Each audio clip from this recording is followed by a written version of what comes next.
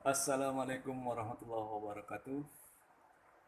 Alhamdulillah, senang sekali pada kesempatan kali ini bisa menyapa teman-teman melalui video ini.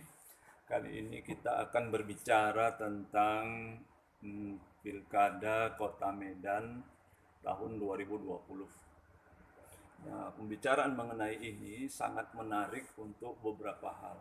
Yang pertama, Kota Medan itu adalah ibu kota Provinsi Sumatera Utara yang secara sejarah ini mempunyai apa ya, keistimewaan tersendiri, terutama kalau kita melihat catatan-catatan sejarah tentang Kota Medan.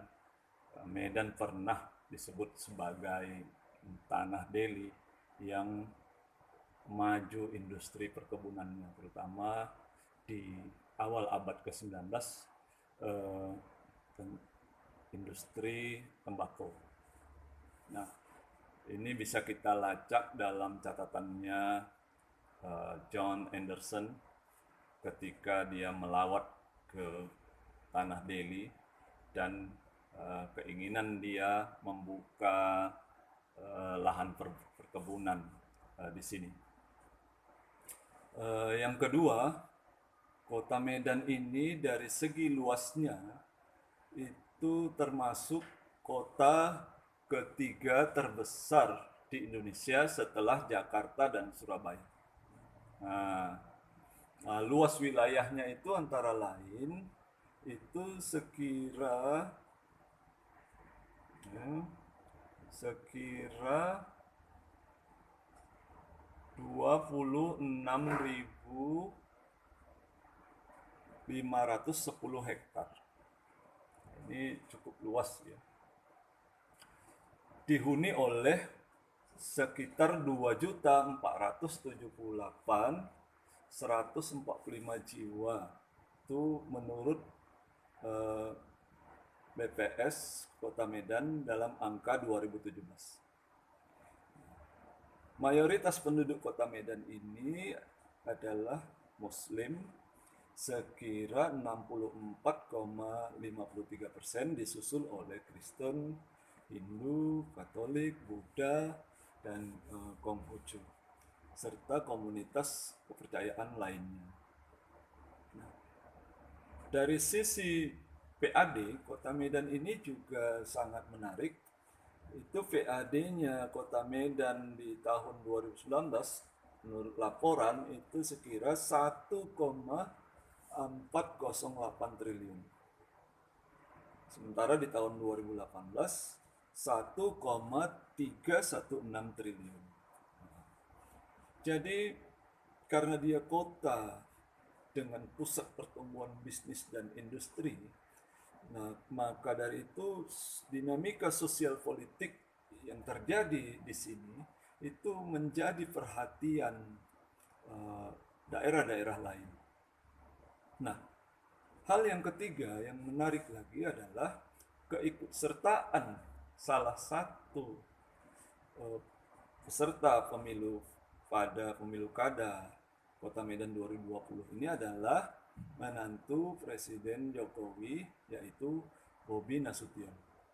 Nah, keikutsertaan Bobi ini kemudian dalam pembacaan saya ya, kalau kita lihat laporan-laporan media itu menjadi perhatian nasional karena ini terkait dengan Bapak Presiden.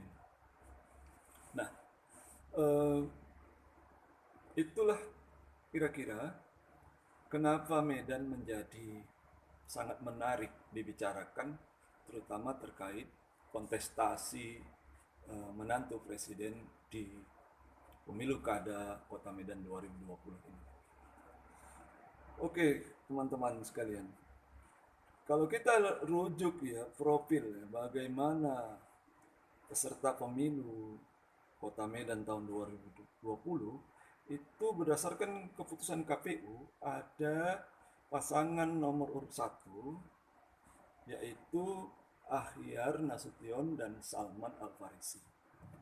Pasangan ini didukung oleh dua partai politik, yaitu Partai Demokrat dan Partai Keadilan Sejahtera (PKS). Ini sekurang-kurangnya mengantongi 11 kursi DPRD Kota Medan, ya, didukung oleh 11 kursi DPRD Kota Medan dari total 50 kursi. Adapun pasangan Bobi Nasution dan Aulia itu didukung oleh 39 kursi yang antara lain terdiri dari partai PDI, ya, PDI Perjuangan, Gerindra, kemudian Golkar, PAN, kemudian Nasdem, PSI, Hanura, dan P3. Ini adalah merupakan koalisi gemuk, ya. Partai-partai besar ini mendukung Bobi Nasution, sehingga kalau kita lihat dari proporsi dukungan partai ini di atas kertas, maka Bobi Nasution dan Aulia Rahman itu leading, ya. Menang di atas kertas berdasarkan komposisi dukungan partai-partai. Tetapi suara nanti itu seringkali tidak tersambung dengan dukungan partai. Jadi banyak laporan-laporan riset melaporkan gitu ya, dukungan partai di pemilu legislatif sama sekali tidak benar-benar, ya, paralel dengan dukungan kepada kandidat di pemilu kada. Memang di sisi lain, lawan dari Bobi Nasution dan Aulia Rahman ini, Iar dan Salman, itu mendapatkan dukungan partai lebih kecil,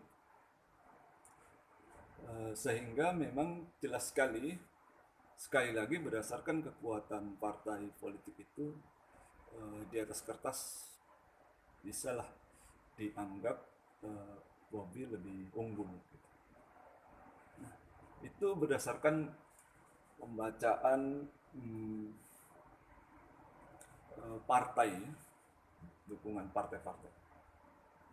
Nah, kalau kita lihat figur, identitas figur dari dua calon ini, itu kita bisa baca di banyak laporan media yang menyebutkan bahwa misalnya Ahyar itu adalah pernah menjabat sebagai wakil wali kota 2015, mendampingi Zulm Eldin, dan kemudian dia juga merupakan ex kader PDIP dan karir terakhirnya sebagai PLT Wali Kota Medan.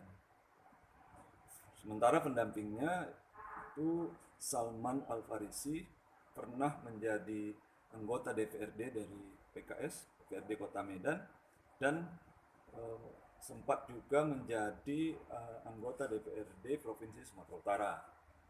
Nah, pengalaman ini mengandaikan mereka itu menguasai isu-isu perkotaan, kan?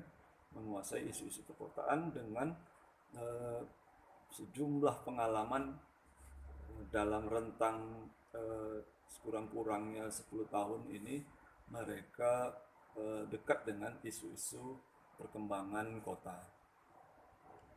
Sementara calon lainnya, yaitu Bobi Aulia dan Bobi Nasution dan Aulia ini, Bobi dikenal sebagai entrepreneur, pengusaha yang sudah punya pengalaman cukup, ya, di luar kota Medan, sehingga dalam kesempatan ini dia mengatakan melalui media-media itu berkeinginan mengabdikan dirinya di kota Medan.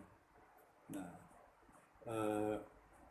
sementara Aulia Rahman itu adalah kader Partai Gerindra yang kemarin itu menjabat sebagai anggota DPRD dari Partai Gerindra. Nah, figur Aulia Rahman ini juga menarik karena dia mewakili satu teritori penting yang itu menjadi isu-isu lama ya, yaitu Medan Utara, yang dalam perbincangan publik, perdebatan publik mengenai pembangunan itu sering kali ditinggalkan. Nah, representasi ini memungkinkan figur Bobi dan Aulia Rahman itu mendapatkan porsi yang penting untuk Medan Utara.